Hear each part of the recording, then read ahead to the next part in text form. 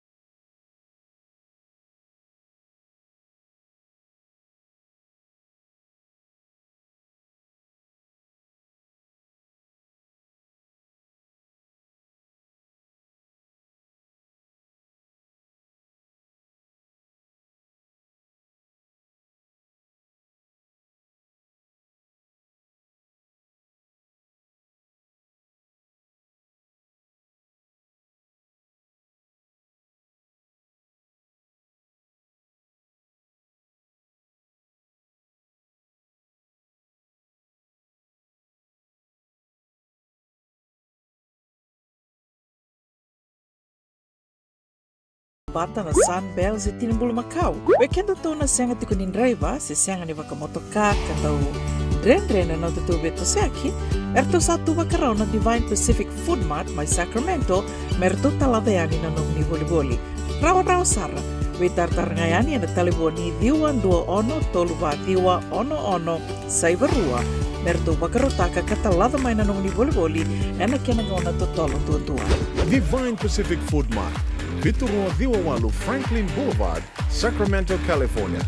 Namba di telefoni Diwan Dua Ono, Toluva Diwa Ono Saivarua. Erto ngarap talangan kena lewak suburi ani nanomu yaya. Maina nonderto stoa kena nomu mate katumba. Nungu chisu nungu badua. Dorongo na vima maniono kina vitu ene kawni bugululu we kemadawe California. Vima mani ruane kavi kina tolu ene singalewu ni lotilewu we kemadawe viti. Warotaka na New Methodist Christian Fellowship, USA. Rongode na Radio Bula Duavata, San Francisco, me Kauti, Keda, Vata mai. JJ's Food Shack. Etigo kena nakakana boga biti me pakana kokonda. Lobo benga ni ngai kani doito na bundi nan dalos sa tapioca. Nakakana boga malangi me pakana steak pakaya loka kena coleslaw. Woo-wee! Nakaritoa sa wada badina na kani kanakana. Kaya itigo talanga na to specials and lomo ni mga dawa. Daw tamba na Facebook. Na doy ni tiwa ya na pani mandray pai kaya na bugatale. Gora na JJ's Food Shack. View Valley mo Billy Jane Street, Santa Rosa, California. Karo talagang rato dili mo yang may Santa Rosa, may yato sarani kina Vato. Giritirto sana kina Vitu Saiba Vitu Tolo Vio Tolo Dundu Limono. JJ's Food Shack, Santa Rosa, California. Binaka bakalevo ng daw siya matikumay. Binaka bakalevo ng daw aseti ko na nonda to Vata na Radio Bula Duavata, San Francisco, may Kauti Keda Vata mai. And the sabo like sarnia dawayani na walu sang bulan ng dolo na kende wili ni matabu vale na Radio Bula Duavata. Iya, wili lili sar me vakatoto vatataki kina kende wili na ngwane toke enovea say pura-pura. Do na like, do na share, subscribe talaga Mike na Radio Bula Duavata and na YouTube. Radio Bula Duavata, San Francisco, me Kauti Keda Vata mai. Na nonda Vata, kay City Veni Rotorala.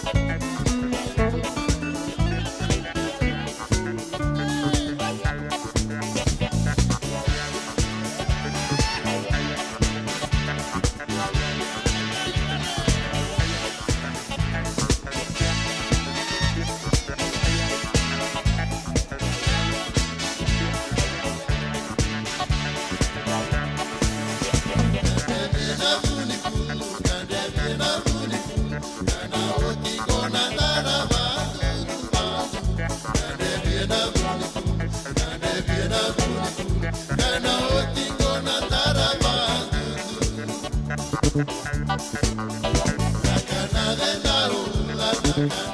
Naru,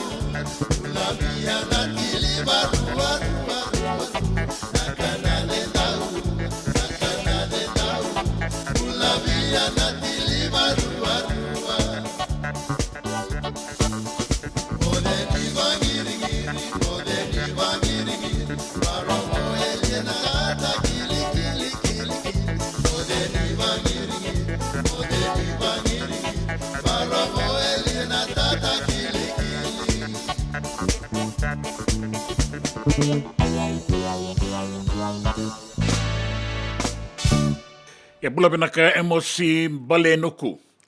Bata kei sipani olo lume dola pina mai denarau.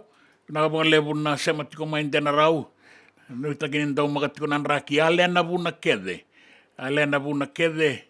Kei vena sabea. Bula pinaka. Bula barongo saratingo mai Serne. Mai Australia. Ertu tiko talengango endo nei laolawa nei vena. Ertu Wengaravitiko and hydro powerhouse by Somo Tabeuni. Bula binaka na were ke viti. Bula binaka mangeleni ke na sele. Na noa, dapat diudat yukin na gito may Paris na gito ni Olympics. Kasala ko yukin na sot ni bebad.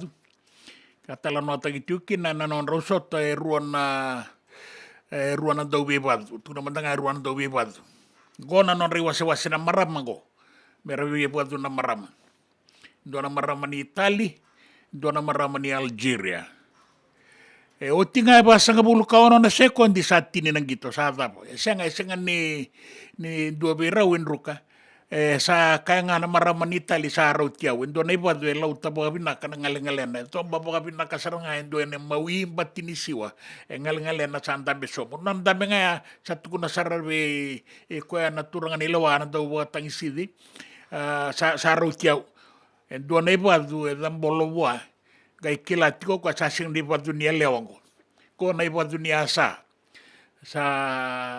o tinabi iba doon sa lako, may sanggay may kilay, ni ogola na kenesa o kaya badu etangani iyo sanga ya lewa imuri sa duria ni enanon rewase na marama melai bi badu talenga endo na turanga o kaya goira na bia ta pata keira na ta bia na ya na matakani ko sa taura talendo na tukutuku nanon raula ko yan yan doon na turubo, doon na ngoneleo, may raw sala ko yan yan na bali ni itamay aleo, raw na itumbutumbo na ngoneleo.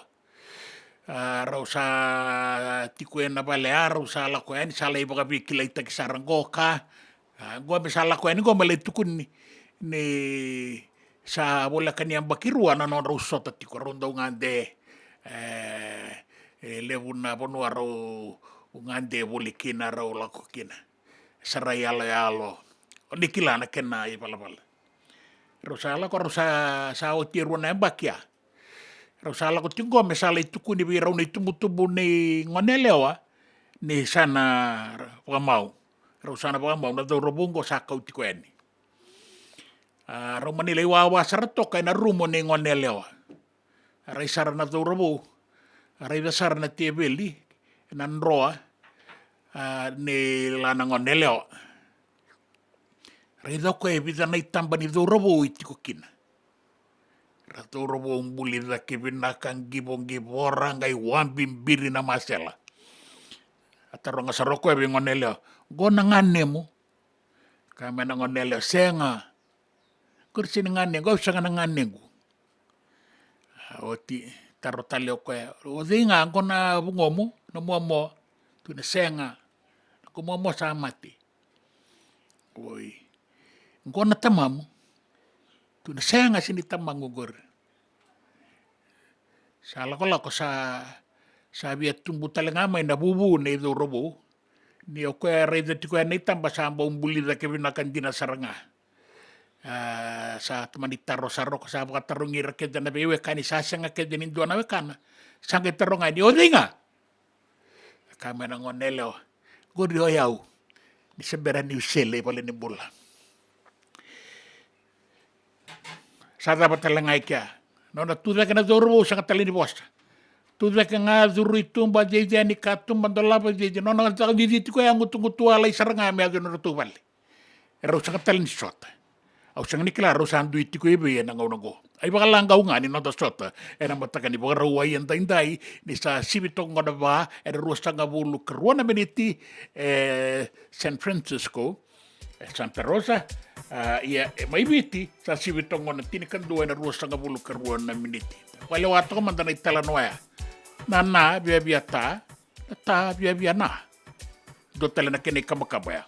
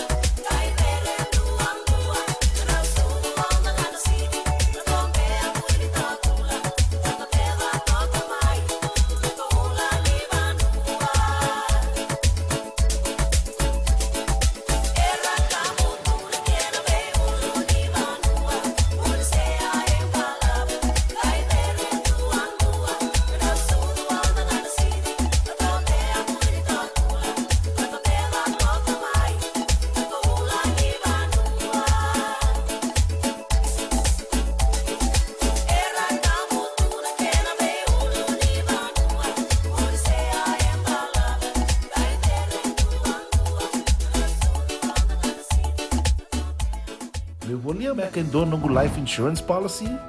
Laka kira ni turtana katil kabitu ni okostita na 2022 o sangir ta kasarabiri ni tauna. Kabi nga ya kila maga nga ya sala ko mana check. Sengat tali ni biara, sengat saranga ni biara palinlay. In time saranga mai. So ang kaliwara ka tala tunda wala. Kuwertongo. O sala ro dengo pambinaksa. Iyo. O yasar nga na buna, e rau sara, sa tiko na pepa se senga. Bula vinaka se tobi mate. Kambani duan nga kana soma mena claim na lom ni rosa nga bulu kavana ua keada na lenga, nisa e ambaki roa tina policy. Text mai kina wasa eva walu van dua, tolu walu lima e na kena i tuku matai lalai. O ya na wasa eva walu van dua, tolu walu lima. Doyan Robina ka naman raman na ita. Do samba di ba kusa iwe? Yanra na ita. Kita sili katalaw mande na Orange Lounge. Maleka. Kuarsan badi kata-kata pinakasartunga toboy simpambakau. Gai wai dala tukin nambata. Koe serengan kori, sono ngono santa binakat serengan na kenta kakana. Dina to zoko. Keba kitusan ang berata ini baga singelebu. Kitusan gali baga kabi ngaya ni kena. Na Orange Lounge, katalau baga singelebu se baga kabi, e baro te tu baga mango sangai to toka na buno ni kana. Mai na menda to identity, kena baga singelebu se baga kabi me bakana baga sekera. Na sui, ike te muteke roro baga lolo ke na vida tale. Gira ramo kila na menu ni singoya. Na Orange Lounge, tolo-tolong dua Orange Street, Santa Rosa. En dua tala na tamari di bingarabi ni Divine Group of Companies. Dola mena wala kaloka na mataka, kina wala kaloka anambongi moniti kina singatambo. Na Orange Lounge, tolo-tolong dua Orange Street, Santa Rosa. Dendran beka nang wala ni kibalilo tira buku ni oso-oso pakadadaka. Sen drakin-drakitan beka na itos-tos nimbula, kuwa ni lenga sinui gawa-gawa. Nana magi-mai kina programo warotaki, mai vera tau na New Methodist Christian Fellowship USA, nongu chisu, nongu banua.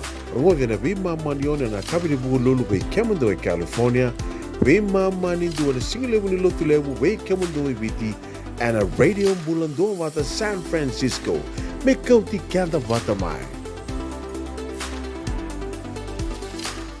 Nanonda Vata ki City Veni Raturola.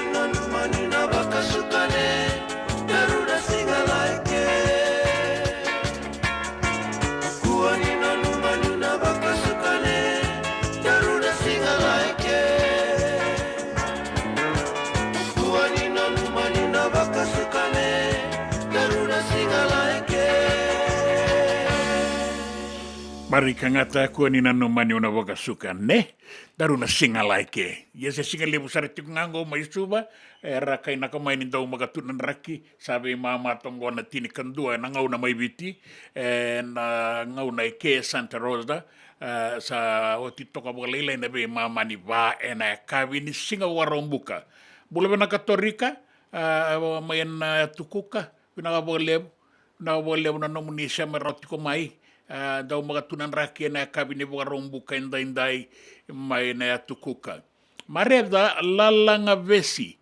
E Bula Binaka na radio Bula Duavata ni Bula Binaka.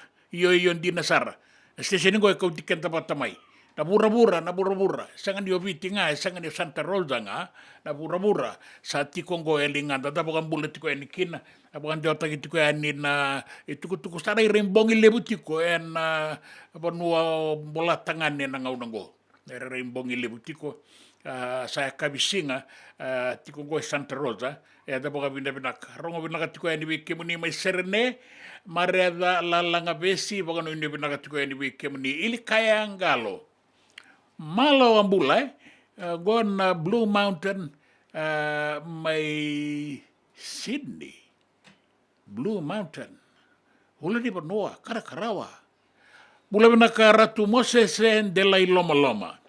Bula binaka, oyo kito tela kito saloloma tu anyway kemuni, bukan bimbisar. Binaka wale butumo na binanumiti ko may na singapura wayan dain na ngaw na eviti. Bakakina na bebono taleson sabukan bulau titiko be torika tinai mai kuliviti binaka wale San Rafael, California.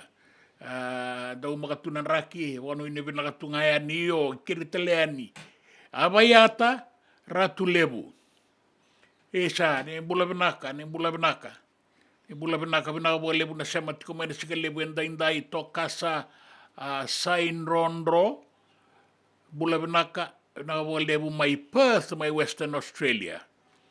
Wala ba na kata-kata. Lebu Mbotea na Kandabu. Pelimbote, Bula Binaka tawu, Bula Binaka. Rato sabo karorongot ko maingo na tumasela.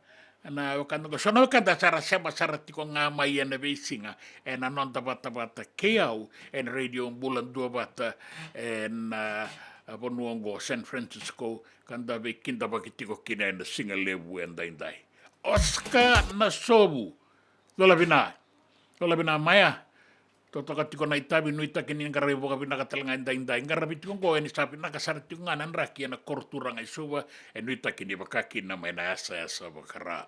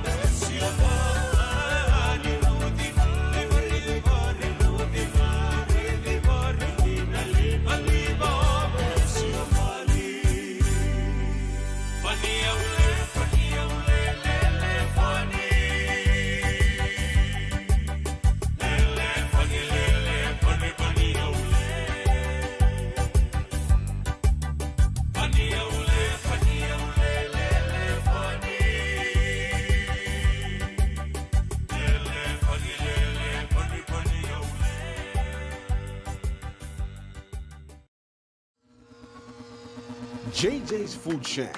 E tiku kedi kina na kankana boka biti me bakana kokonda. Lobo benga ni ngai kani do itu na bundi nan dalo se tabioka. Na kankana boka langi me bakana steak baka loka kena coleslaw. Wee! Na kari toa sa wadha badina na kani kana. Kay tiku talangana non to specials and a lomani madawa. Dau tamba and a Facebook. Na doi ni tiwa ya na bani manrai pai ke na bungatale. Go na JJ's Food Shack. Viu Valley mo Billy James Street, Santa Rosa, California. Erotal nga nrito dili mo yang may Santa Rosa, may yato sarani kina Vato. Giritirito sana kina Vitu Saiba Vitu Tolo Dio Tolo Dundua Limono. JJ's Food Shack, Santa Rosa, California. Me volia back and dono go life insurance policy? Nakakil ni tutami katil kabitu ni kostita na 2022 o sangir takasarabiri ni tauna. Kami ngaya kila maga ngaya salah ko mana check. Sengat tali ni pera, sengat sarangan ni pera paling lain. Ini time sarang amai. So dan kali warga tali tunda warga. Kau tunggu. Kau saya rawat dengo kamu bilang. Iyo, o ya sarangano buna, rau sara, sa tiko na pepa se senga. Bula vinaka se tobi mate. Kambani duan nga kana soma mena claim na lomni rosa nga bulu kavana ua keada na lenga nisa yambaki roa tina policy. Text mai kina wasa eva walu va dua tolu walu lima ena kena tuku matai lalai. Oya na wasa eva walu va dua tolu walu lima. Doyan Robina kana maraman na ita. Do samba di ba kusa iwe. Yandra na ita. Kita sili katalaw mande na Orange Lounge. Maleka. Gurasan ba di kata-kata pinakasarto nga toboy, simpang bakaw. ngai wai dala tukin nambata. Koe serengan kori, sono ngono santa pinakat serengan na kenta kakana. Dina to zoko. Keba kitusan ng berata ni baga singelebu, kitusan gali baga kabi ngaya ni kena. Na Orange Lounge, katalaw baga singelebu sa baga kabi, baraw tayo ito baga manggosang gay totokan na buno ni kana. May namenda to with unity, kanay baga singelebu sa baga kabi, may baka na baga sa kera, na sui, ikatabuteke, roro baga lolo, kay na vida tale. Giraraw mo kila na menu ni singoya, na Orange Lounge, tolo-tolong dua, Orange Street, Santa Rosa. And dua tala na tamang nibingarabi ni Divine Group of Companies. Dola man na wala kaloka na mataka, kina wala kaloka anambongi moniti kina singatambo na Orange Lounge. Tolo-tolong dua, Orange Street, Santa Rosa. Binaka vakalevo na daw sema tikumai. Binaka vakalevo na daw aseti ko na nonda to Vata Vata na Radio Bula Duavata, San Francisco, may Kauti Keda Vata mai. And the sabo like sarnia daw yani na walu sang bula na undolo na kende wili ni matabu vale na Radio Bula Duavata. Iya, wili lili sar me vakatoto Vata taki kina kende wili na ngwane to ke enove sa pura-pura. Do na like, do na share. Subscribe talaga Mike na Radio Bula Duavata and na YouTube. Radio Bula Duavata, San Francisco, may Kauti Keda Vata mai.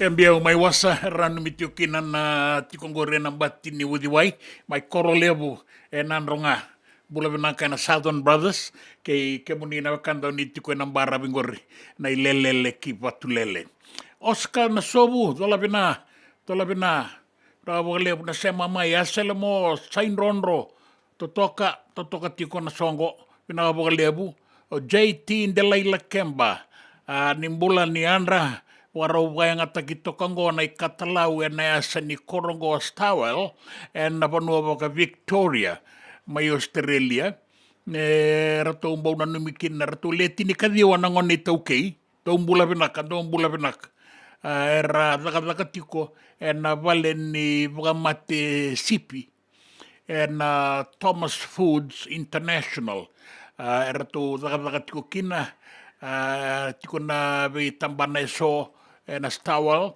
ka na numitale tiko ngakina na matabu vale na lot walu watu tale lane na tiko ni vale taki mai moani koso na sinu era tombo na numitale tiko ngakina na bubale ne rupeni wangani burotu ke alipati Ndelaila Kemba na matai walu na non tui ke na matai walu di tui ke imbola tangane malo wina wole buna Duavata tiko mena singale benda indai o barabi Enrico mbula bina kani andra bina wole tau na sema tiko maingoi vale lebu na tambana ni Telecom Fiji vale lebu o barabi Enrico ke ratono na lawa rato mbau na numitale tiko ngana singale benda indai wira kede na grid security ke ira kede na andra pe bonua ni andra na ngaunango pinaka lebu sar na veise mati tiko mai pinaka lebu tau pinaka lebu suli dau bula benaka na totoka ni rongo di kemuni totoka talangani ni sema tiko ani ta sabi boka enda takin da be bula tiko eda sika boka roa enda na ngaune viti na Santa Rosa kavitiko ni singa boka rombuka na wotokongo tina miniti melima na kaloko na kavi bilim botitu mo dola benari maya me na atu ya sawa dola bena na bole o bilim botitu Vata ke asele mo sain ronro bina karsema tiko mai bina kana bokarorongo tamaru takatiko nan raki na satu rumah tiko ene na muani mata wale buna takayang antara ningaraba na singa ni kuani solituna kenan raki ka solitaletunga na kenan mbula kono radio Bula Duavata San Francisco Kauti Keda Vata mai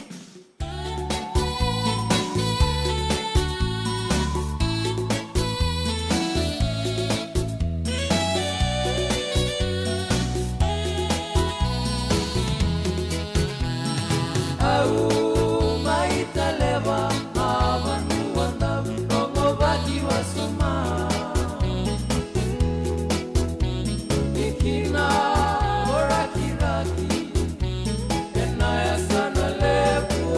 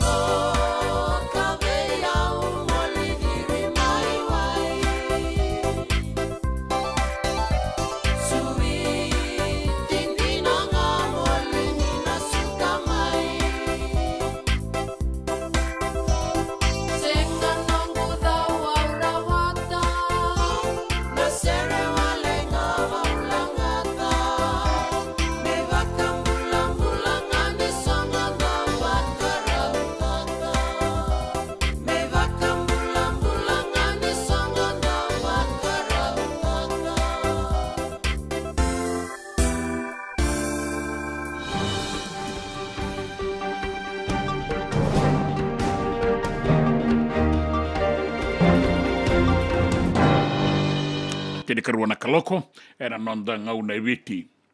Nei tukutuku e na nonda banua, e wakareita ki mai ni sa lai vesu mai na kere roro ni Wangabuka mai Brisbane, mai Queensland, Australia, e ndua na marama ni Canada, ka tawana tiko e ni na nona iaia ni buka e ni e viti, na wainganga e rauta ni tinika 3.2 milioni na dola na kene sau.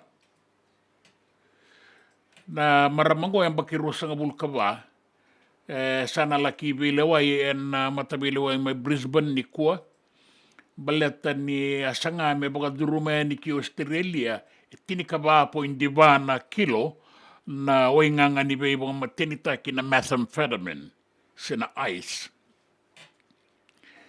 Na wainganga go ya kune en nona ya na maramango ka Kauti ni eviti, na bula Julai, na bula ngasawati ne karusang bula kawalu ni singa, kara tomboki ko ya na yandra na iroro ni Wangabuka mai Brisbane.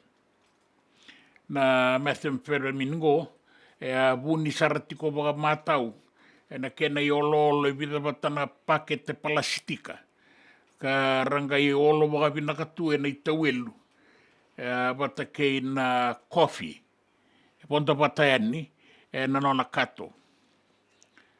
Teka bui lako mai Vancouver na maramango ni ngai banga ngai le sutale nona ilako lako, biuta mai na nona vanua mai Vancouver mai Canada, ka ngole sumu mai kiviti, kauta tiko mai na imbini o ingangango, ke baka ni sa kunengo, ka baka dina taki na matavila wai, sa rao ni daka mate na maramango. O ira talenga sa vesungo en wainganga ni vewa matenitaki keba ka meala ki volitaki na wainganga go na methamphetamine ka kautani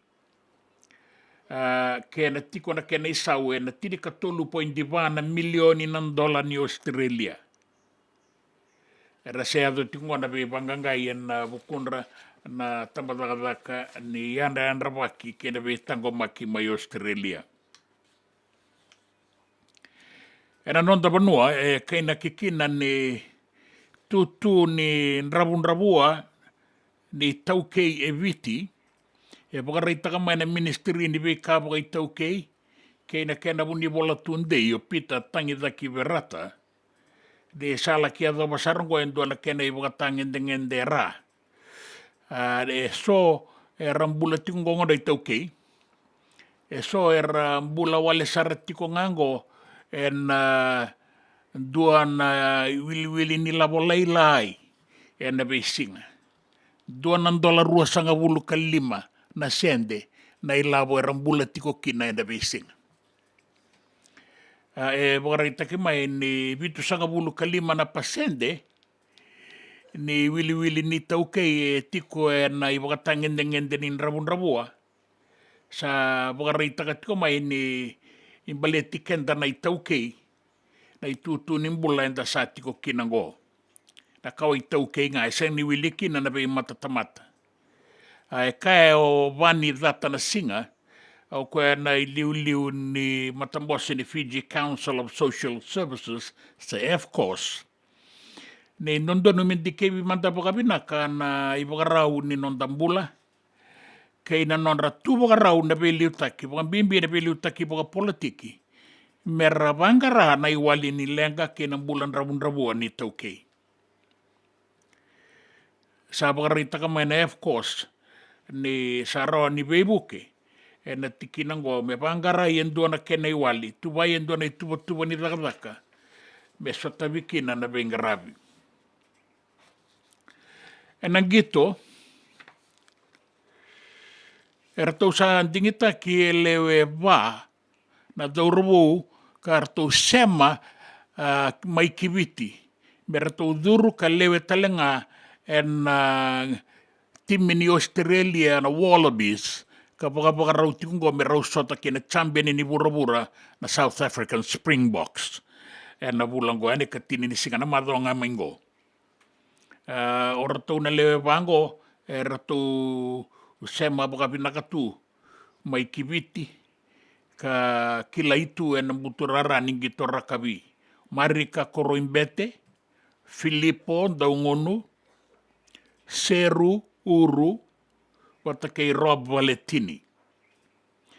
E kana dau we tabulivio Joe Smith ni sa lewai sara baka matau ka matai lalai sara nrotu baka dindik na dau we tabulidi. E nandingita kini timini Australia ngo me balata ki bonua kini Springboks e na madawa ka tumai. E na baka doritiko nangito e na singa baka rawai na be mamani vana kaloko e na kabi.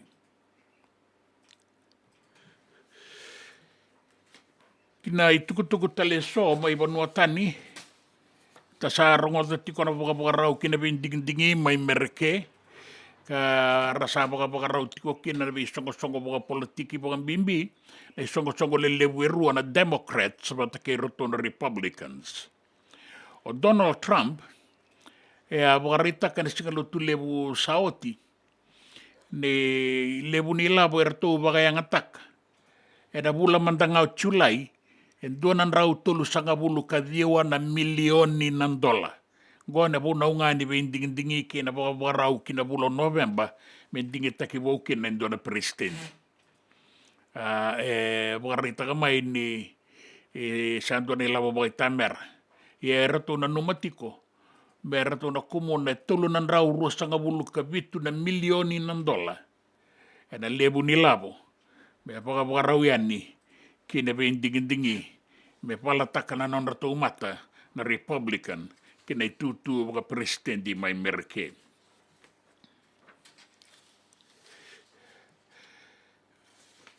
Kinan raki, baka rita kemain intau makatonan raki, lio malua koto na toka lau deba, di na indua na uanin raki suasua, koto ni kina deba irani non da vietu enu mai viti, ka liwa toka kina na toka lau deba, na non da be embarapi. Da be bonu so me bakata ki na bua suwa kena usori, kena asa bara mai singa toka kinandi keimba, serua na mosi na itasiri, bata ke tailebu, baka reita ki mai, ne raki pinakatoka, na deda banambongi lebu ni kua, na sewa wana wasa-wasa, na rani tau bangau na nauda, na sona banua, baka uasibi na be anu, na tulau ke na tulo mai viti. Andau makanan raki, ka ngalala tu na iduru-duru ni wanga, ke na be soko ya ki na nonda banua, na singa baka rawai and indai, se singa baka rombuka, baka tau na banua ni baka rongo tiko mai kena, na singa lewu and indai. Gori kemani na turanga kena marama, na itukutuku na nonda banua, na be asai bura-bura, na itukutuku ningito, kenan raki. Na nonda Vata, kay City Veni Raturla.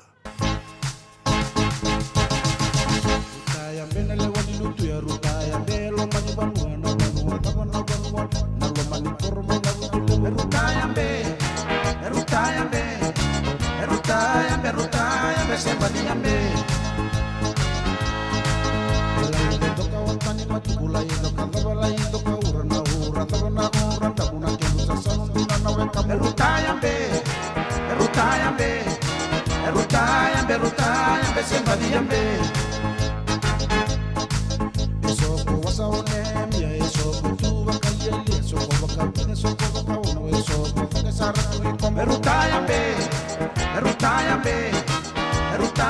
Rutaya be sembadi ambe laite dalo taba laite dalo ina butule unandalo tabana dalo matuana ke musa salundu na belutu ya rutaya be sembadi ambe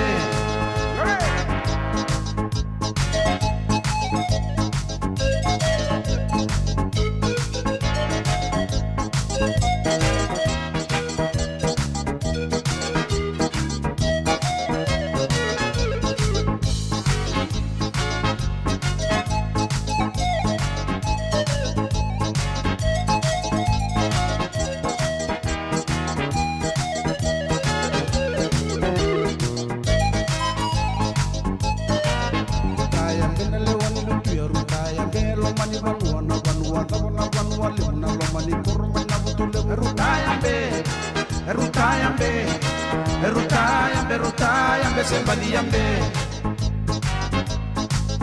Laido toka watani matuku, laido kantaba, laido kaura na ura, taba na ura, tamuna kemusa saludina na weka. Erutayambe, erutayambe, erutayambe, erutayambe, sembaliambe. Esoko wasaonemia, esoko tuba kaliali, esoko wakavida, esoko wakaono, esoko take saratu ikomo. Erutayambe, erutayambe, erutayambe, erutayambe, sembaliambe.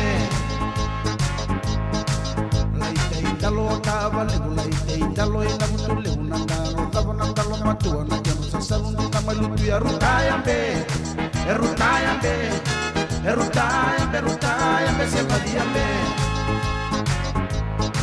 Erutayambe, erutayambe, erutayambe, erutayambe, sembaliambe. Erutayambe, erutayambe, erutayambe, erutayambe, sembaliambe.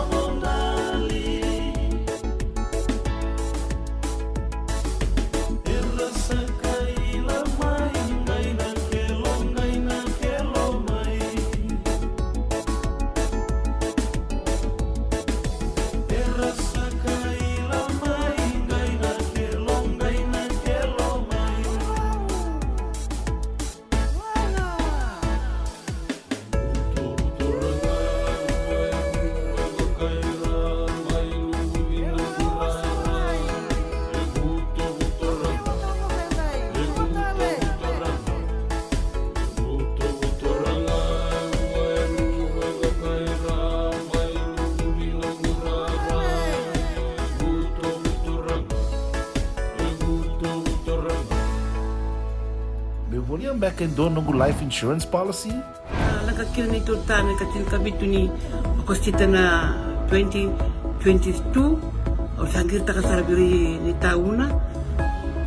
Kami ngaya kina maga ngaya salah ko mana check. Sangat tali ni biara, sangat sarangan ni biara paling lain. In time sarangan mai. So ang kaliwara ka tala tunda wala.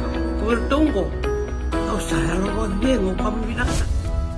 Iyo, o yasar nga na buna, e rau sara, sa tiko na pepa se senga, bula binaka se tobi mate, kambani duan nga kana soma mena claim na lom ni rosa nga bulu kavana ua keada na lenga, nisa e ambaki roa tina policy.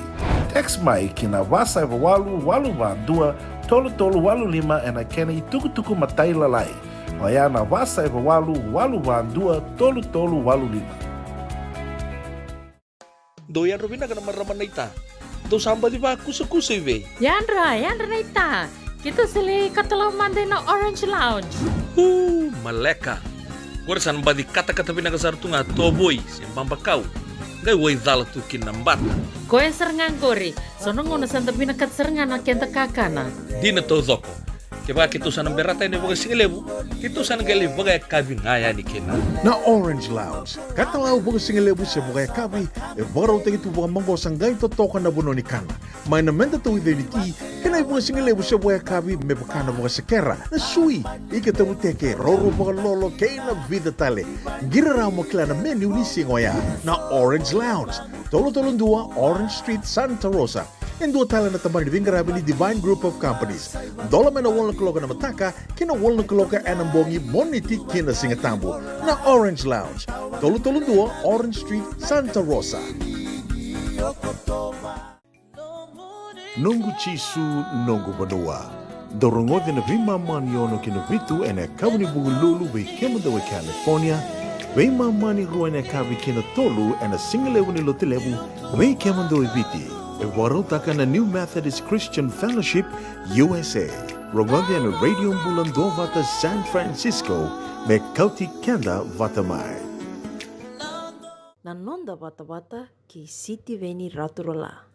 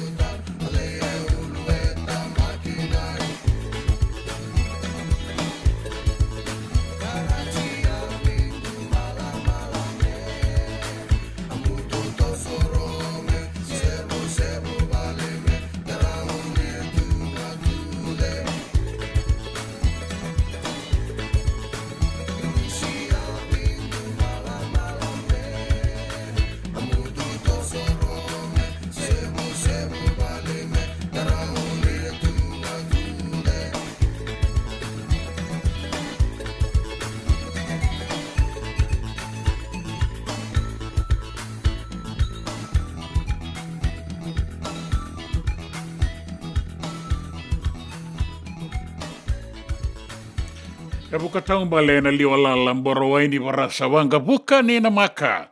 Sa sibitong kora tiri karuan na rosanga bulu karuan na miniti maiviti eke Santa Rosa sibitong na 5 na rosanga bulu katulu na miniti. Na dua bata tiko mai na nonda bata na singa lebo indai artu sawawan den deseret tiko ngona ilaw ni Willie Arboti 2 balenuku saya wana lem tunggu angko aboe urutola bina kalau ngata koto bina lebu na boga nui na boga lebu na semamai o Solomon de turanga mai muri bula bina ka radio Bula Duavata yo bukan bula talituk ngani na Zion Shopping Center mai tabua tola bina na ponu akong bila o laito rokonduru ni bula binaka Solomon ni turanga mai muri na Zion Shopping Center na tau ni mai tabua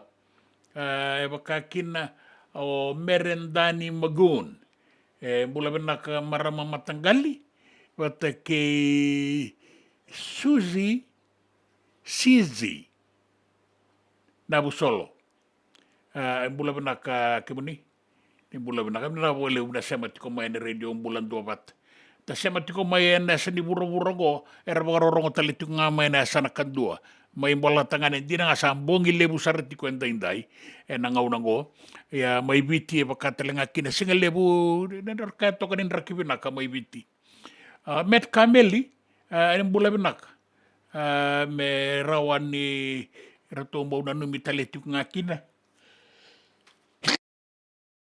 kanda erto bagay tiko may buni moli ano no may lambasa may buni moli may lambasa baka kino malaw kerto na bagarorong tiko may na FFI Fiji Forest Industries may na buli ko at ada silo yung bula binak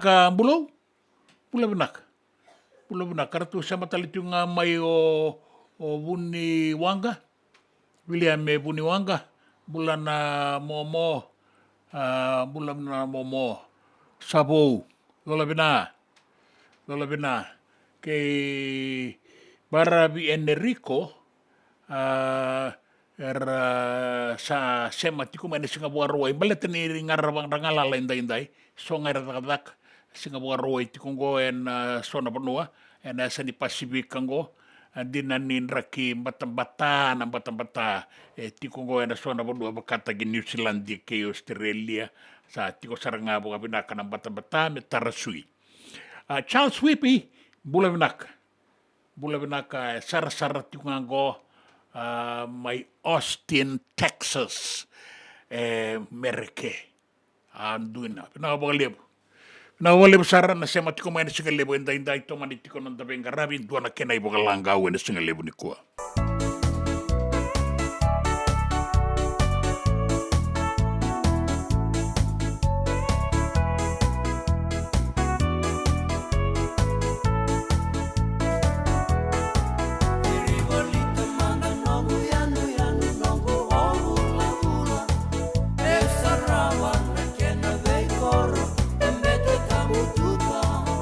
Vai tambu ena mama toka lau, kei sinu wa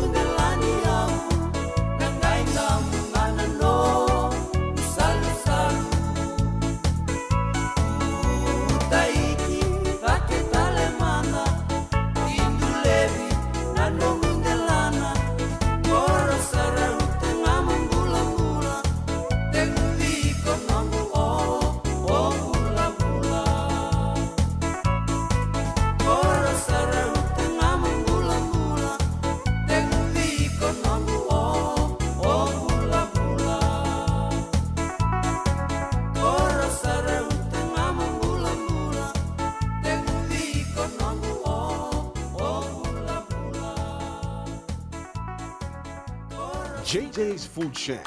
E tiku kena na kankana boka bitki me bakana kokonda. Lobon benga ni ngai kani doito na bundi nan dalo se tabioka. Na kankana boka langi me bakana steak baka loka kena coleslaw. Wee! Na kari toa sa waza badina na kani kana.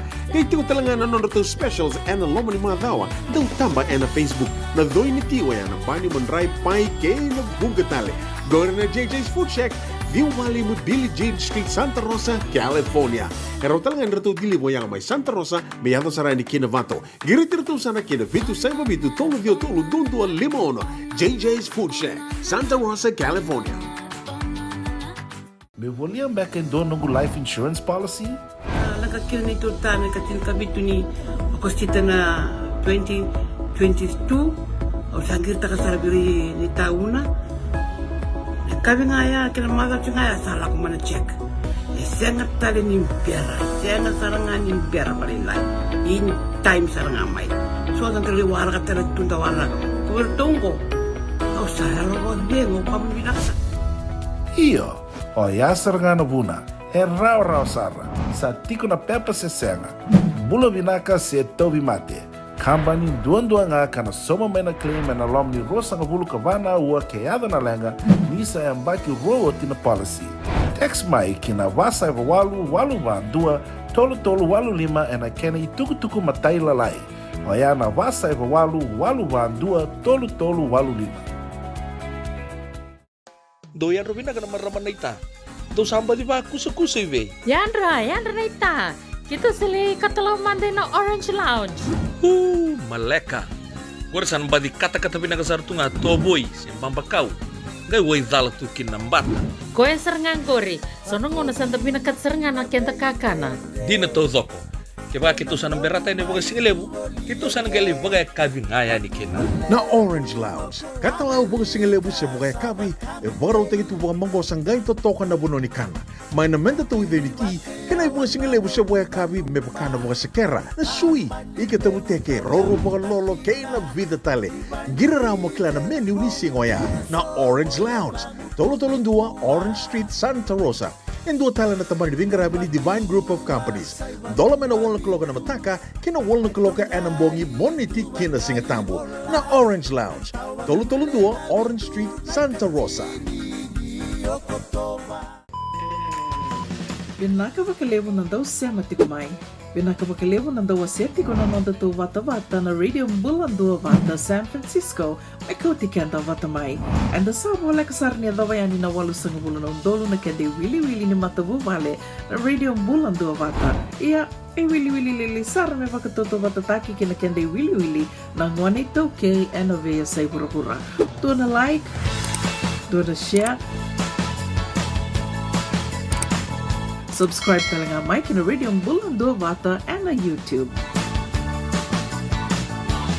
Radio Bula Duavata, San Francisco, may Kauti, Keda, Vata mai.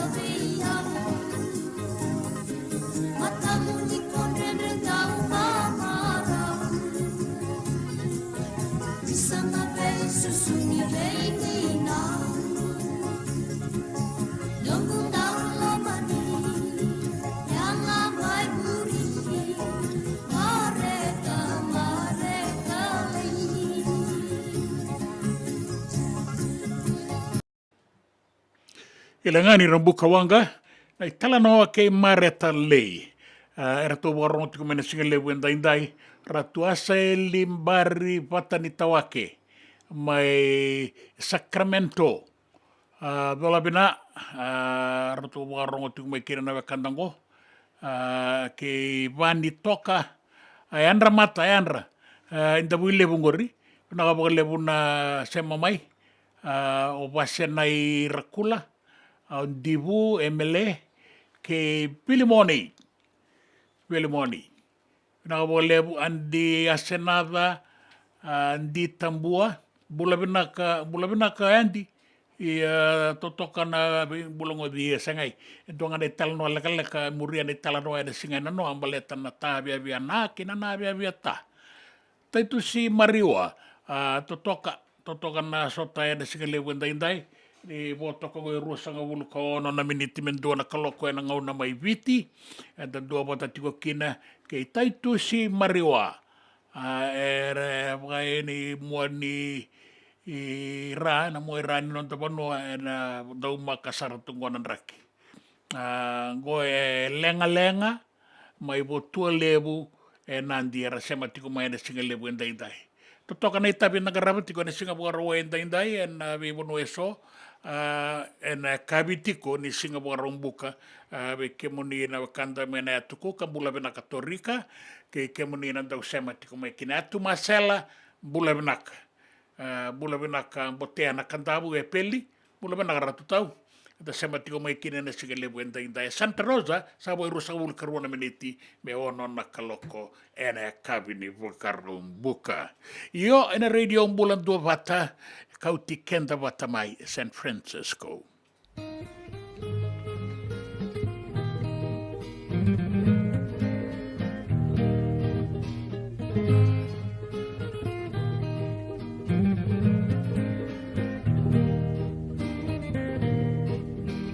Longo como arboro kawakanua na nomu da lomba niau dai kalala e matamu e vengauna sai na sara ni komau durubiau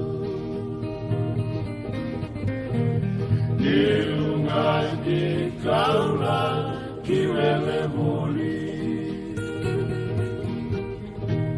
Kona wa rakiau ti konga Aura lesu galeani dalomani Benarula velomani Konga neve singa kedenga iko vosa kawaka ulidiau enda seau ninda sotawa na marau Kami la di Bula Duavata Dewa Daurawai Wasoma Nomu bei Tumeriau Namasulaka Bulan balau Marau mokalongata Megarutiko velomani e vengauna Elo masara ni duioti non darumula Keda Delai mura-mura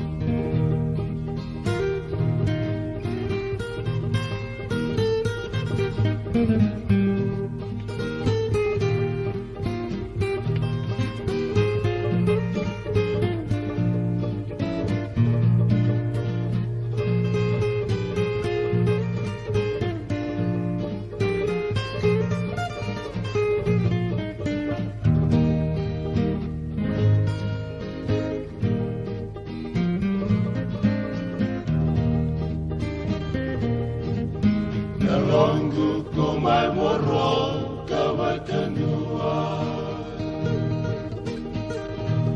Nau nomu nau loma loma ni au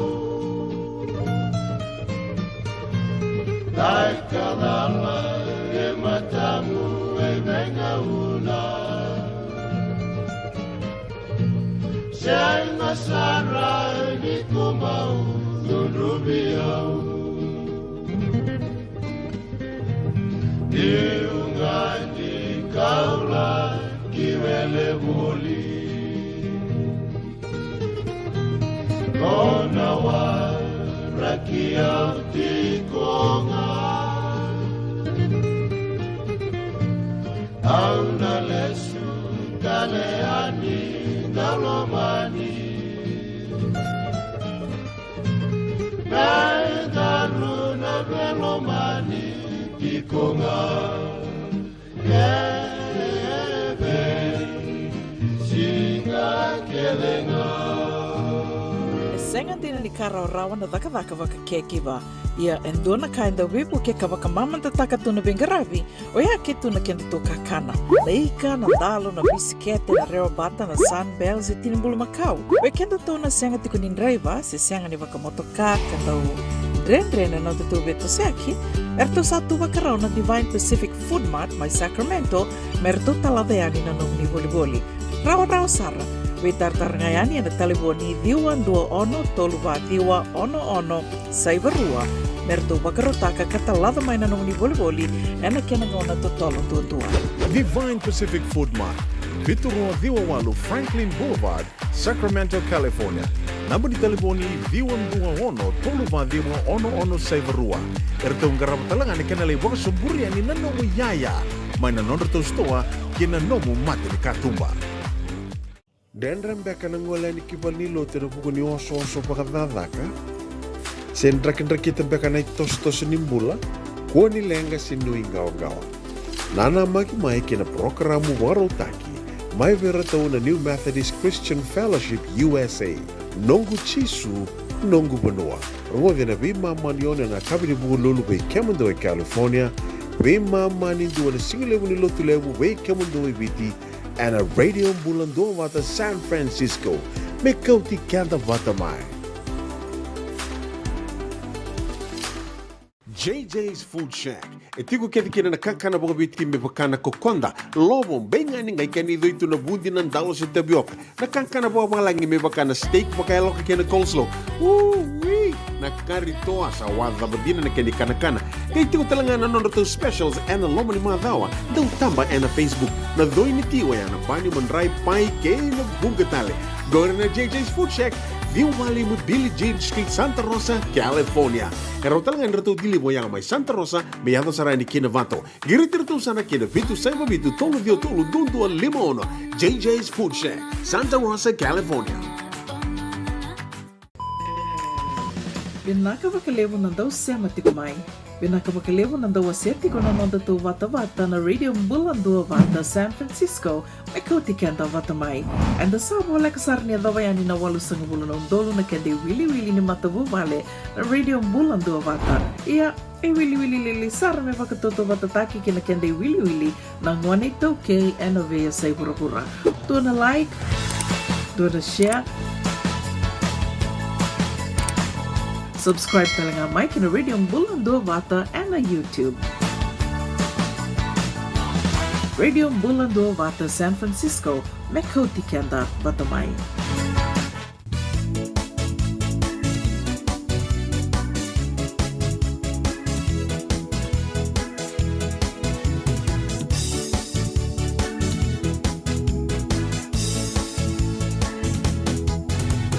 Diri au koto, nandelani vei na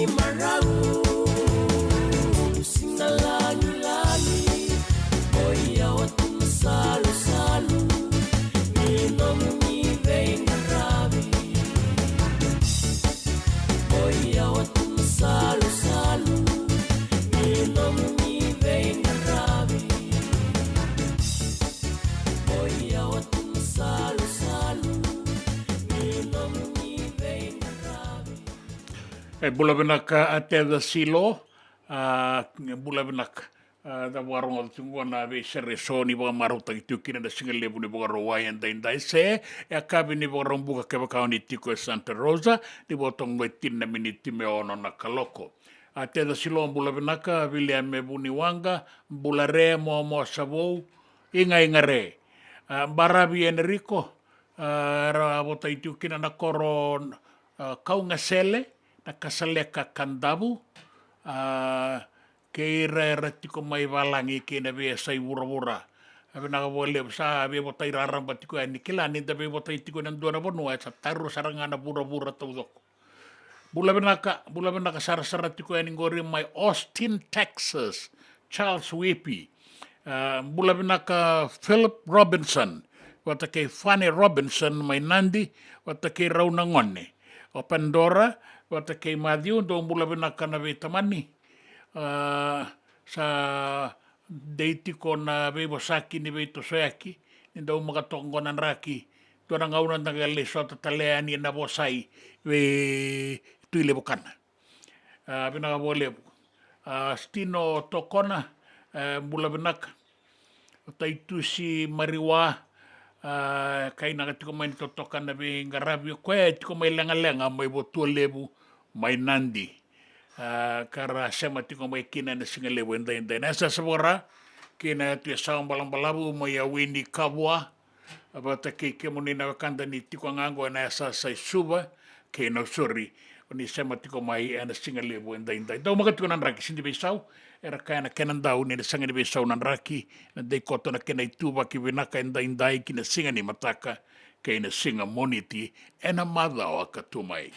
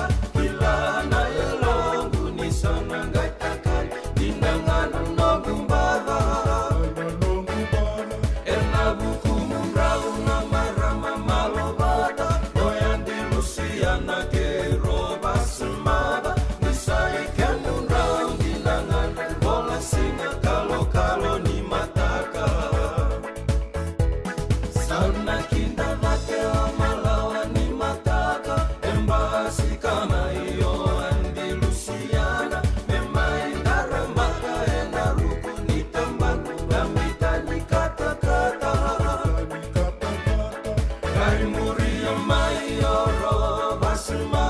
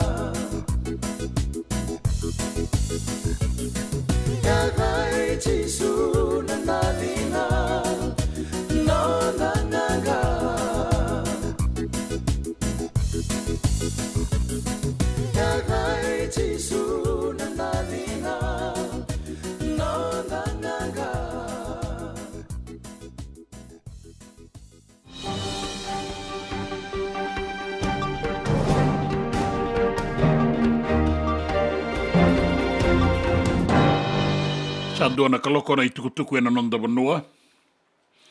E ala ki vesu ena iroroni wangavuka mai Brisbane, mai Queensland, en dona marama ni Canada, ka kune ena nona iaia ya kau ya nieviti, na wainganga ni vei wama teni taki. Na wangavuka ya ngole ya nieviti, e vuka ya nikina na maramango, ka tombokina, veira na wailesilesi ena iroroni wangavuka mai Brisbane, na lebu ni wainganga na kene isau e tiko e na tinika $12.2 milioni ng dola ni Australia. Na maramango yang bakirua sanga bulu kaba, sa ngone ele otoka. Ka mbiu mai en nona ilako-lako mai Canada, mai Vancouver, ka sana laki veilewai ni kua. E a vesu ni asanga me bakadurumayani ki Australia e tinika 2.2 na kilo na methamphetamine na ice ki Australia. Na wainganga e kauia ningo e ra wakaritaka na kenandau o e randau yanrava na yala ni vanua ni rasa yanrava matua toka na iroro ni wangavuka mai Brisbane. Ka bunita kia ni ana nona yaya na maramango ka bakau ya nieviti, rau ngole bata ya nieviti. E biu saratu waka matau na iolo methamphetamine e na kena pakete plastika. Ka ranga iolo ne tauelu, tia ngai toni e na vinegar, ka ngai biu endelana na coffee, abere sara. Na maramango ya biu mai Vancouver, ka sana laki vile waingo mai Brisbane en buku ni wainganga ya Kauta boliani. Mai ke baka na vile waingo sa tika bunikua, ka bangan dina taki, ni dina na kaya ke vitaki tiko kinango, o koe saro ni taka mati, mai Australia. Kaina kitalenga ni ke baka mea laki volitaki. Mea volitaki na wainganga ya Kauti ko e ningo, na kena pakete, e duanan rau wasanga bulu kalima na undolu na pakete methamphetamine, ka keba kaya lei volitaki e na tiko e na tinika $12.2 milioni ng dola na kena isau. Enda na numanga ni rasayan raw mo tiko na mga ilis-ilisi na nonda manua na idurudur ni wanga buka kina wanga ibiti. Enduanan raw diwa sanga bulu katolu na undolu na itau kei ebiti kanda tiko na nonda manua e bagarita ki mai ninda sa tiko na ibagatangen dengan de sarera nin rabun rabua. E pitu sanga bulu kalima na pasende ni wili-wili ni taukei ruanan rau tolu sanga bulu kawalu na undolu na wili-wili ni taukei pitu sanga bulu kalima na pasende ni wili-wili e da sa tiko sara e na ibagatangen dengan de ranin rabun rabua gobe kandangan ni taukei. E kaina kimai ni so era sarawata wale saratiko nga me rambula e nan $2 rua sanga bulu kalima na sende dua na singa. E kaya opita tangida ki rewa na buni bola tunde ni ministeri ni be kabang itaukei de sa tiko saredake na ibagatangen dengan denin rabun rabuango. E kaya obabani data na singa na buni bola kay liu-liu ni matambos ni Fiji Council of Social Services na F-Course ni entundo me tasango matua sar. Mentango matua takamanda na yan rabi ni nonta panua na sona dakadaka kaboga eduritiko kina kaboga tumburetiko na kenda maliwa nan rabun rabua. Kina itukutuku ning gito erto lewe pa na do robo itau kei erto tiko mai Australia erto sandingita kikin timeni wallabies erto na lewe pango erto na tu bagarau na madao maingoro no balata ki bonua na wallabies bota kin South African Springboks erto na lewe pango erto sana laki bagaita virtu samba undingita kita lengakina Marika Korimbete, Filippo Ndaungono, Seru Uru, Kay Rob Valetini. E Canada wi bakatabuledi o Joe Smith ni sa di kebi sarra baka na be kain baletira ke na do robo era san dingita kingo mera balata ki Australia na timini wallabies na balata ki bono ai rua bota kena Springboks. Na besa ibura-bura bagarita ki mai kina ni sa kau saratiko na be imbutuyaba na buna uni be indingi mai mereke na bulo November min dingi taki kina dua ni susomi kay Joe Biden na presidente.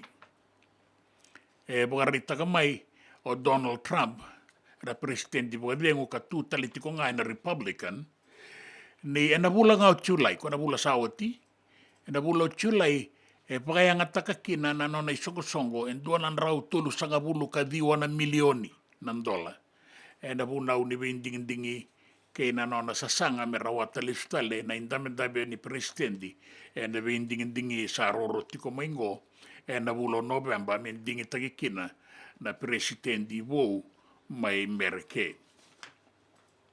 Nan raki bagarita ki mai ni do makakoto na ituba kinin raki munra to mga malu na to kalau jaba na ramba kani ukuna lolo kato banga una na uda na sona banua bakaki na mai na moira mai korobo na bua suba serua na mosi na itasiri bata kei suba na rani to banga una na uda ya kaina ki mai ni raki mamada koto na nonda banua viti rawa kina na beto saki ngara beso na itabi na singa buga rawa indai se relai sa salu eso nangai kurukuru na banua katau banga una dauda na kabi ke na mbong indai trake sebermai daumak turang kina marama gor na itukutuku na nonda banua na itukutuku na besa ibura-bura nang gito bata kenan raki na nonda bata-bata ki Siti Veni Raturola.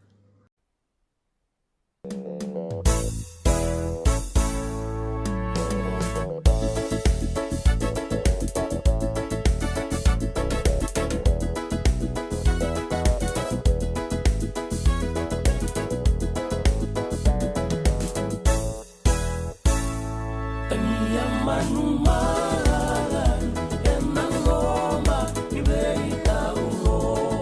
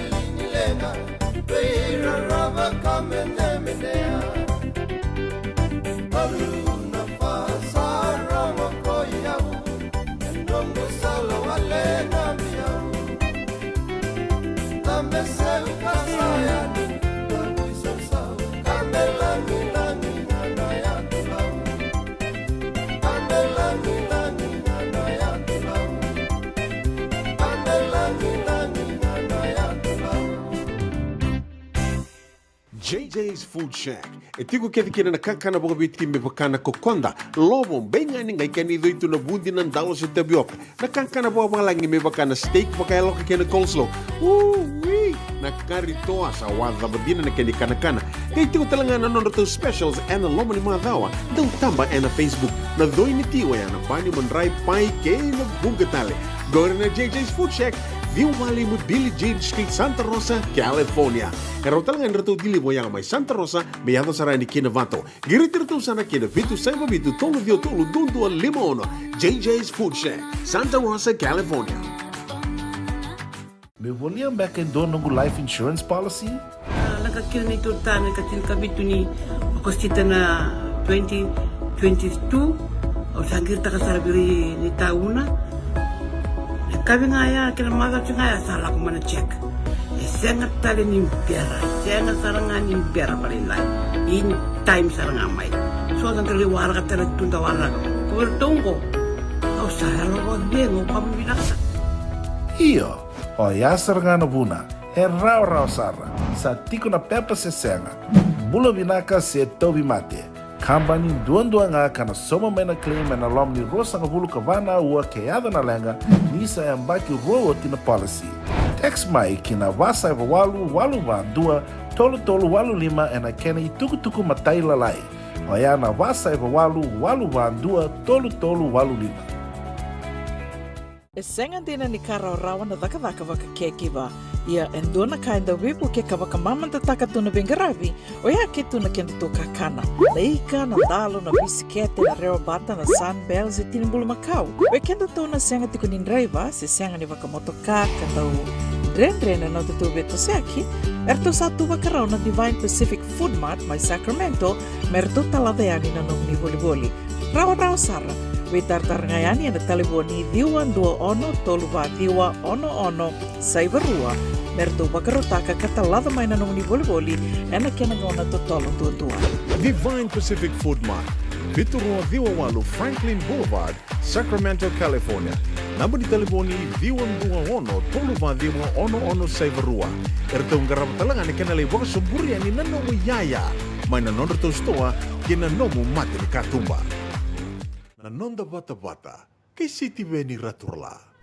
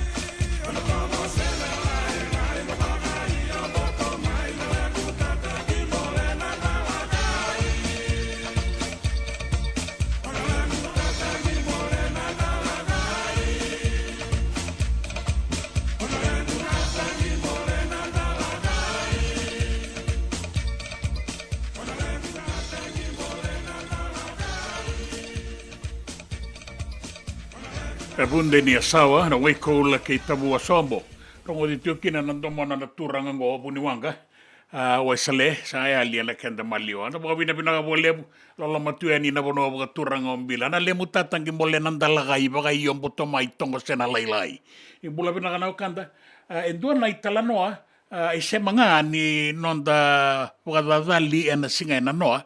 Baleta na biwa dua daka ngoma ibarani se nonda biwa dua na marama. Koe ango ngai masika ngana mataka ni kua endu tuku na mai biau baleta ni biasa mata ke nei talanoa ya nei talanoa ni ta bia na ke na bia ta rausala ko na non rau itiko na dorbo na ngoneleo rosabi bosakitiko dona dorbo dona ngoneleo sa rauna numa me sala ituku ni balebe ngoneleo tamana ke tinana ni rausana rau mau sa bola kani ruana embaki na non rau ndau ngande non rau vitoka ni bolle na lewe rua rausaya do ni vale sa boka bikila itakisar na do robongo ka arto sabe maruta kerto lululu sa manila toka na time warak mendamendo na biloti la kusar na ngonele tuku na be robo me lewawa toka na rumo ala ko ni sale wa toka na rumo ni ngonele o sabu rai da saroko e so na itamba e bisa na itamba ni do na do robo endo tiko nga na itamba ni do na do robo e lebu nga na itamba e bibi so toka kina na no na isulu ken kena rai e baka kina na bonu e tamba kina sanga itaronga sarana do robo e o diko gona nganemu senga oi, o tenga na tamamongo, senga, sin tamangugur. Na bungomu, no momo, senga sin no gumomo samati. Oi, tabalemo, senga. sa o tia vida tale nona taro sa mani taro borakia ni baleta sa baka tumbu tale nga mai lomana na sa bia bubu e na numati ko ni do robongo e rau vekila itale nga ke ngoneleo yo zinga na do robongo senga go o yau ha korona kengu itampa o semberekina ni sele sanga saranga kia na pitala noa atuna do robo duru kitumba lako nona lako ya ni duri ngai tau tumba ngai ngutu ala i bukan dua nora tu vale na tela nongone ni bia pati ko ya na bia tau rua e ruanga na katumba e sanga ni tolu ke paka sa tolu e dana taronga sena duru e bei bukan dina takiti ko ni tala nongo ia saya do tuena nonda banua nonda veile de kinga na sona ngauna ke na bono enda botoka kina na nonda banana no baleta na dondono ni tamata andua sa duru sese ni kua o e bula na kemuni tom bulibo obi bula na ka wanu ini bina ka tuka ni be kemuni rabari na talitunga ina tu sawa balabu o taitahi mai New Zealandi. Naka lebu sar. O na radio Bula Duavata o Matagali go o Lasarusa. Bula binaka Lasarusa totoka na sema tiko mai na singa lebu ni kwa tapaka nui binaka tiko yani ena itabi ang karabi senda baka dangi somba karla kisasalu na bibili somba kartatabu na wai tom i mutela ena singa lebu indai Kata baka marau takitiko en radio Bula Duavata San Francisco ni Kauti Keda Vata mai.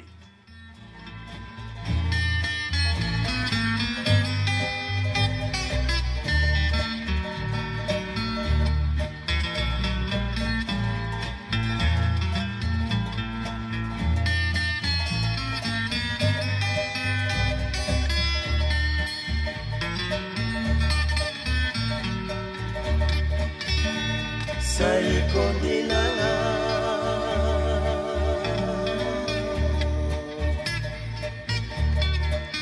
awarongo dalando momu kokade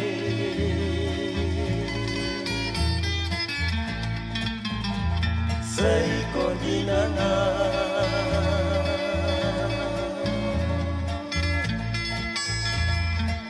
Nisando momu saranga auromoda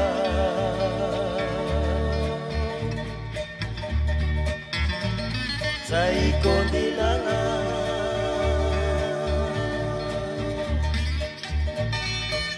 Tono mulika viviau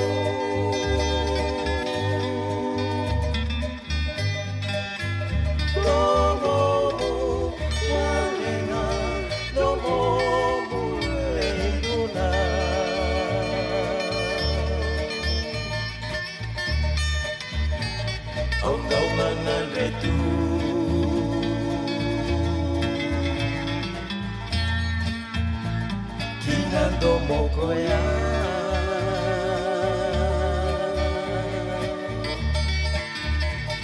Memoro male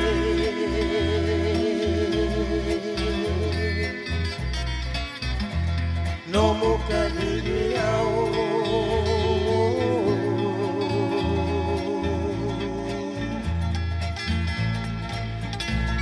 Como mualena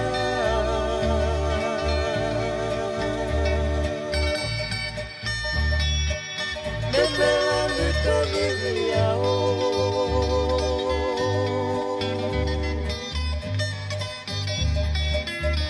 Como mualena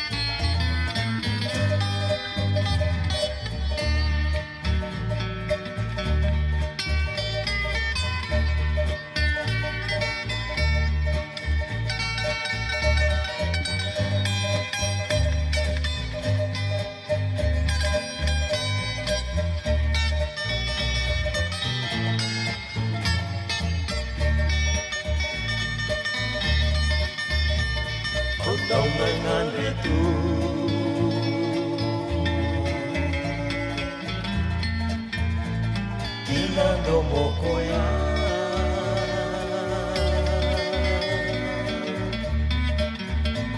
Memborongo dale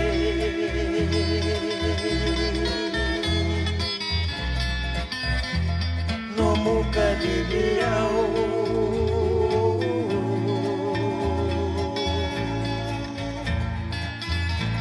Domo mualenga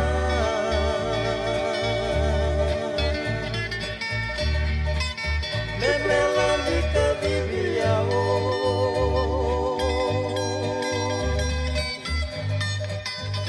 Domo mualenga Domo mulekuna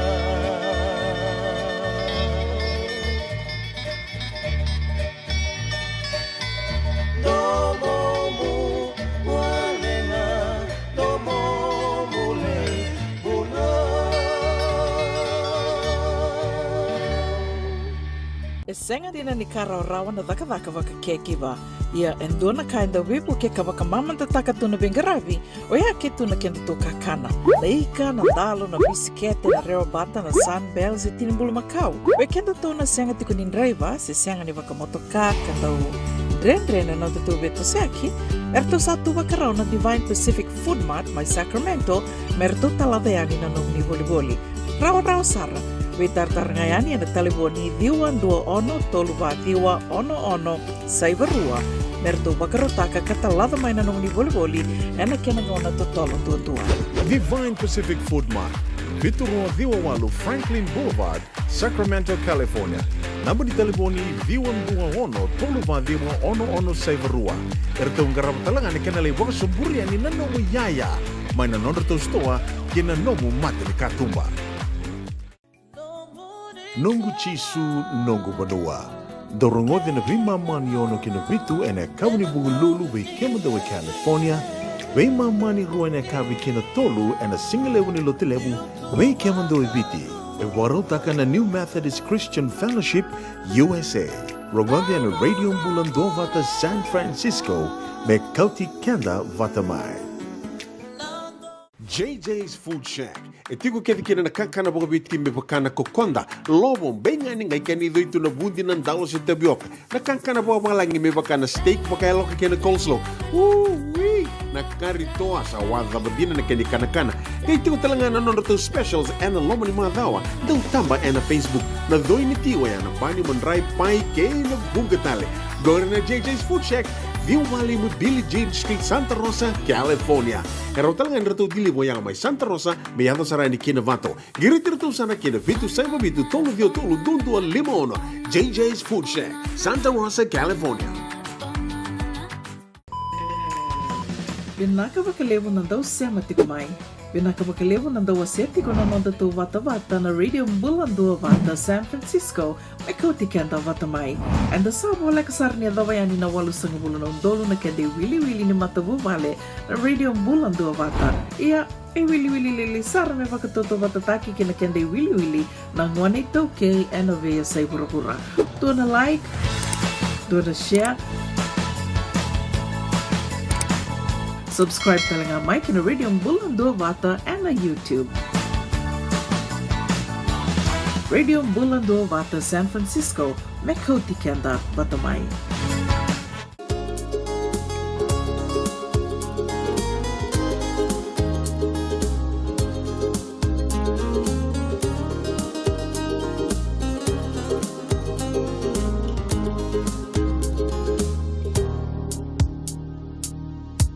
Talano ataka manda nanongu beauty neito meu samole sambuyani kina mukalo meu ni mateni nakasou kena gogolo dau perai Nonra vossa na bulong Rausa mode Koa kanisi keimala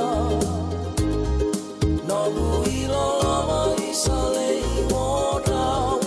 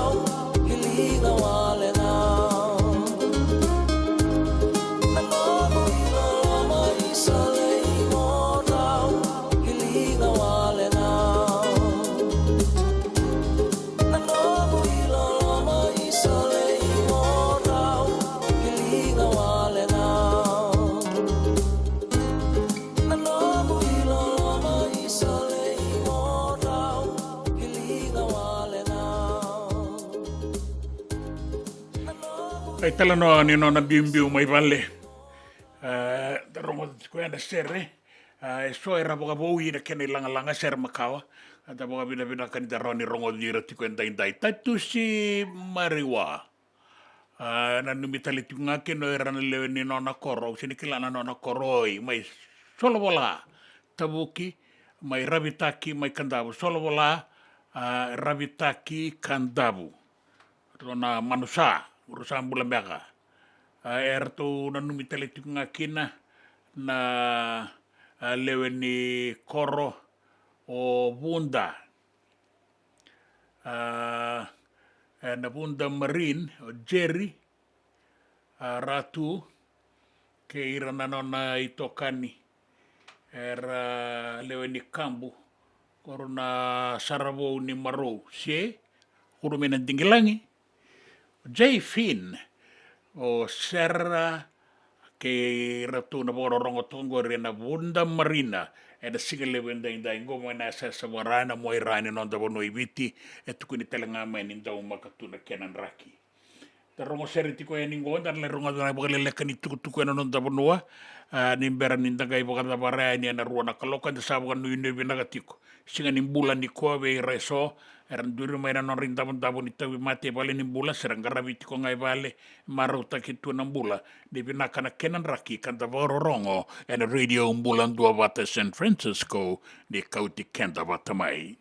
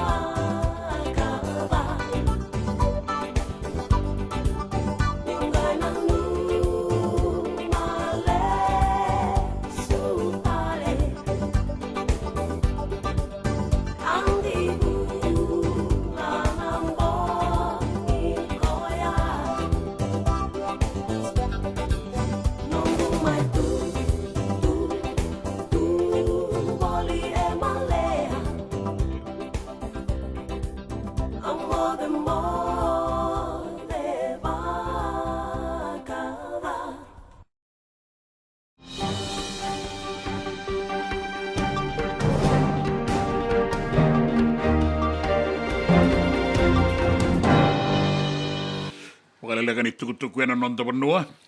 Alai vesu mai na Brisbane Airport mai Queensland, mai Australia en duana marama ni Canada, ka kauta tiko ya ni ana nona ya e viti, na wainganga ni vei waka mateni taki.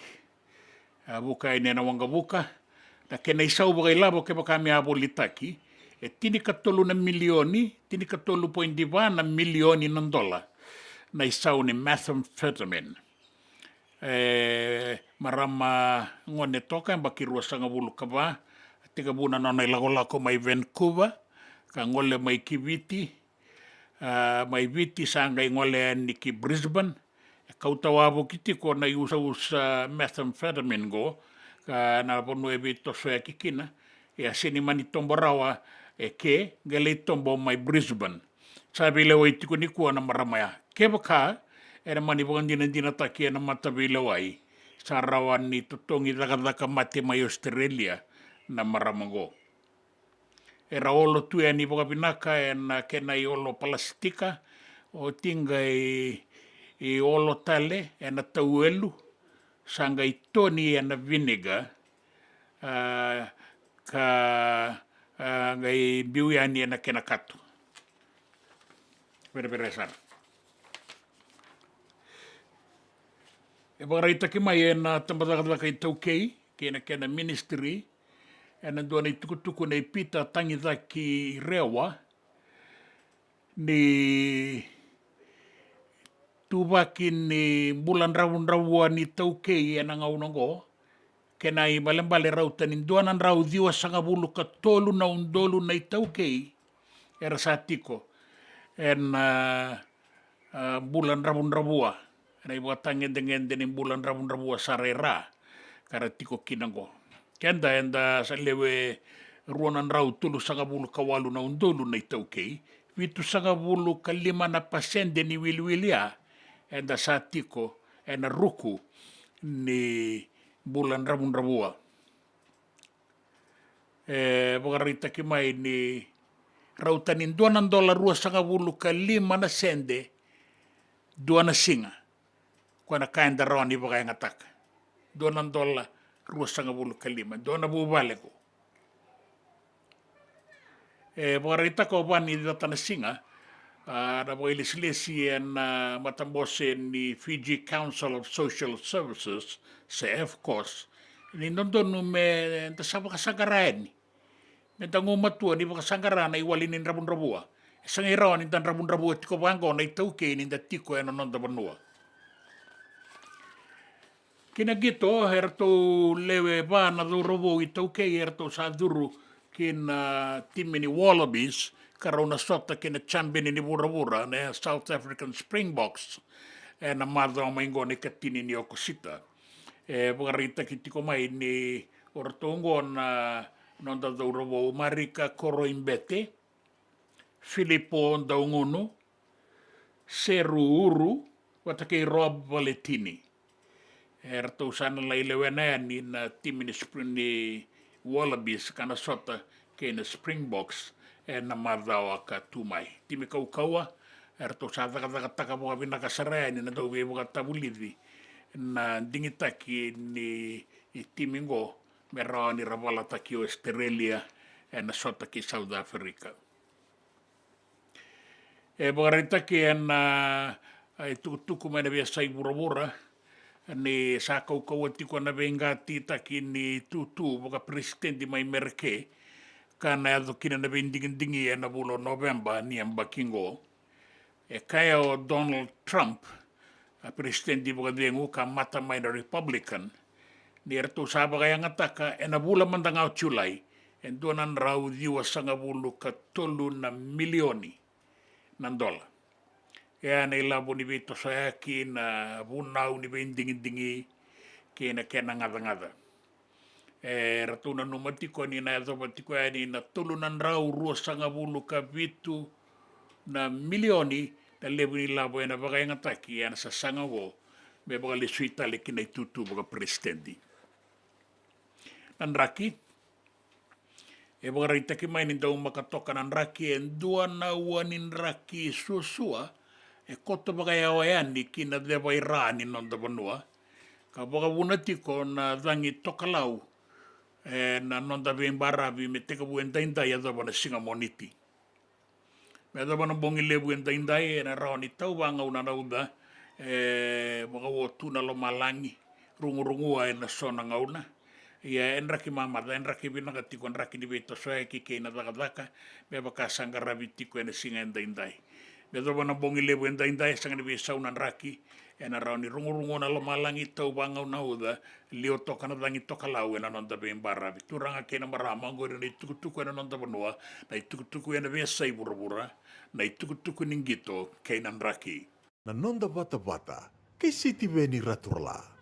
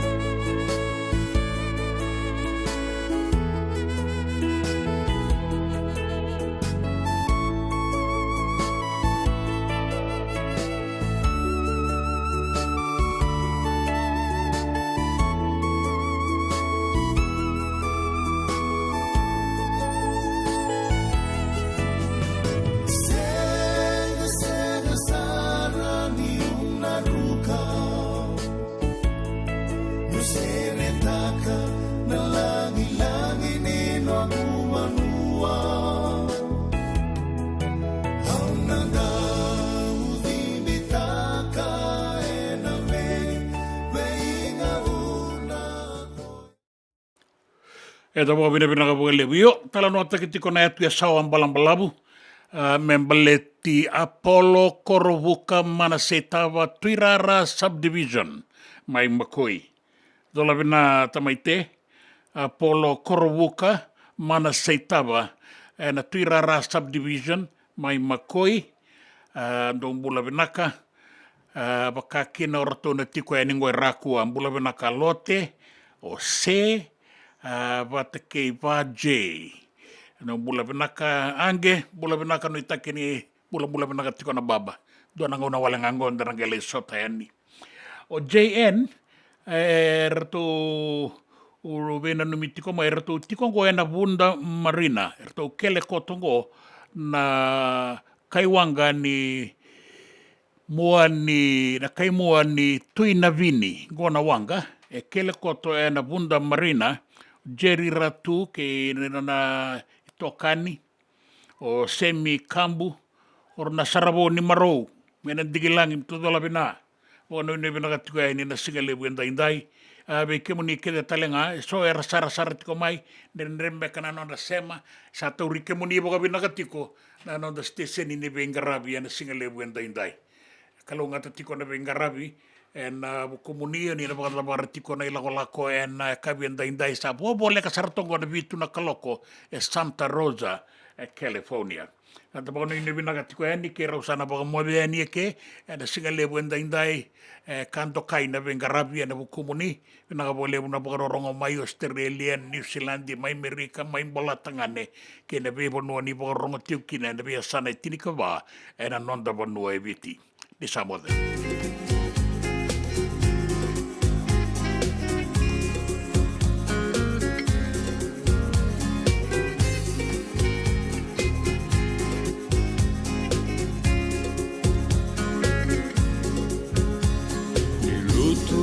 Kabi ena tomba kosuva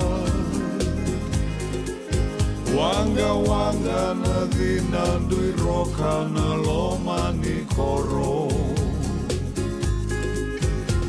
Kambeta na sala aurui gorongoro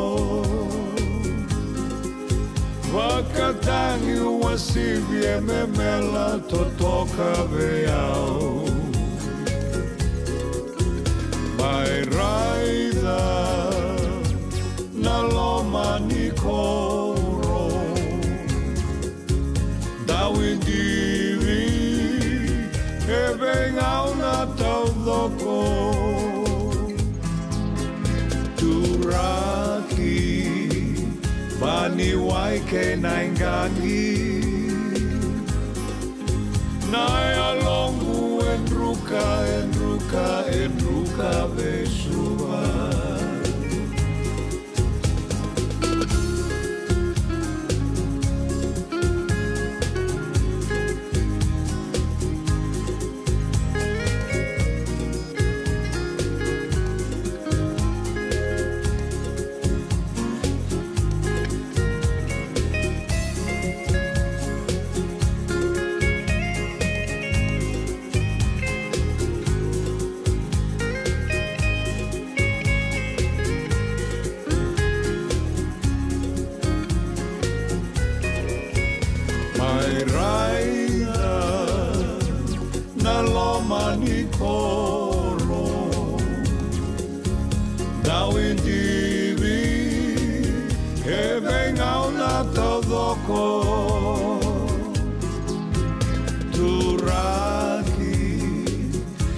Ni waike na ngangi Naya longu enruka besuva Naya longu enruka besuva Naya longu enruka besuva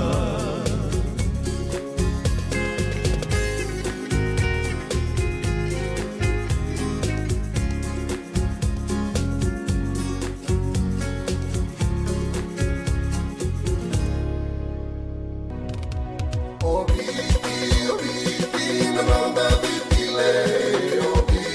Nanda Vata Vata ki City Veni Raturala and Radio Bula Duavata, San Francisco.